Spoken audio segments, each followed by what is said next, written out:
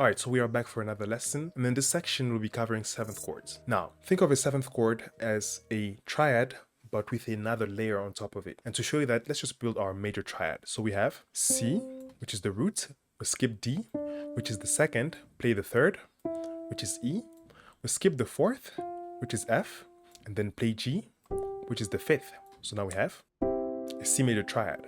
Now, if we keep on skipping the notes, we'll have the fifth, we skip the sixth, and then we have the seventh right there. So we have a C major 7th chord. As simple as that. A 7th chord is simply a triad, and in this case we have a major triad. So we have root, major third, and perfect fifth right there. It's a triad with another layer on top of it. Because we skipped the 6th, now we have the 7th. So the extra dimension that we have to it, or layer, is a 7th. And in this case it is a major 7th. 1, 2, 3, 4, 5, 6, 7.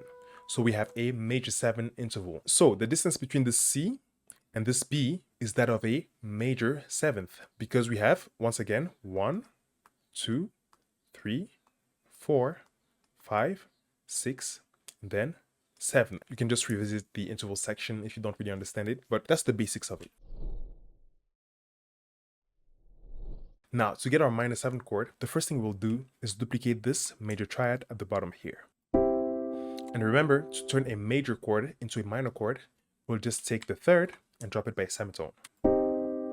So, to turn this minor triad into a minor 7th chord, we're going to take this note, which is the major 7th, and then we'll do the same thing as the third. When we have a major third, we took it down by a semitone to become a minor third. So, since this is the major 7th, we're going to take it down a semitone as well to turn it into a minor 7. And the chord sounds like this.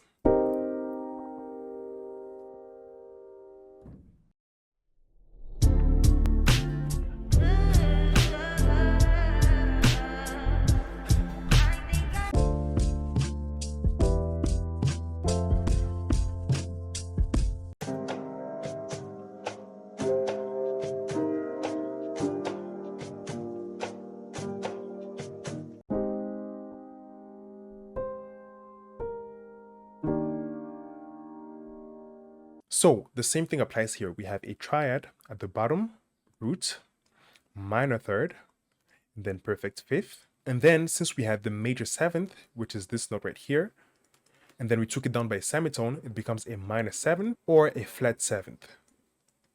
So once again, this is our major 7th chord, and this is our minor 7th chord.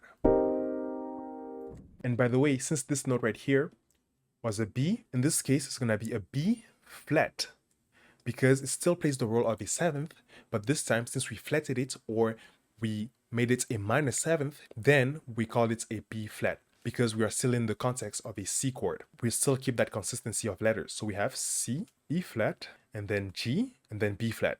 But in this case, we just had C, E, G, and then B. So it's still the same letters that keep going, but with slight variation. Now, let's just backpedal a little bit to the triad section. And in that section, we covered that a triad is a 3-note chord that is built by stacking intervals of thirds. So, this is our C major. When we look at the intervals, we have a major third at the bottom, which gives it that major sound.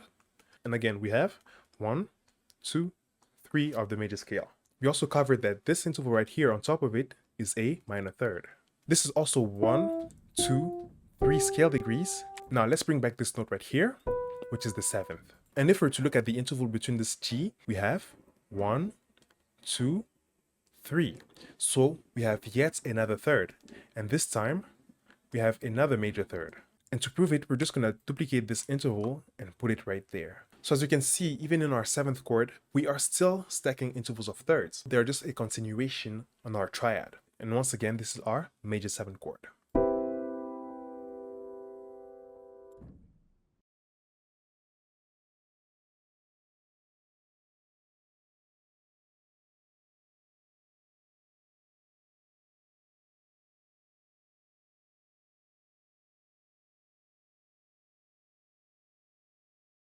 Now, you may have noticed that this C minor 7 is not part of the C major key, which is perfectly fine because there's no rules. But if you want an example that is part of the key, you can just take this chord and move it up a whole step. So now we have our D minor 7 chord.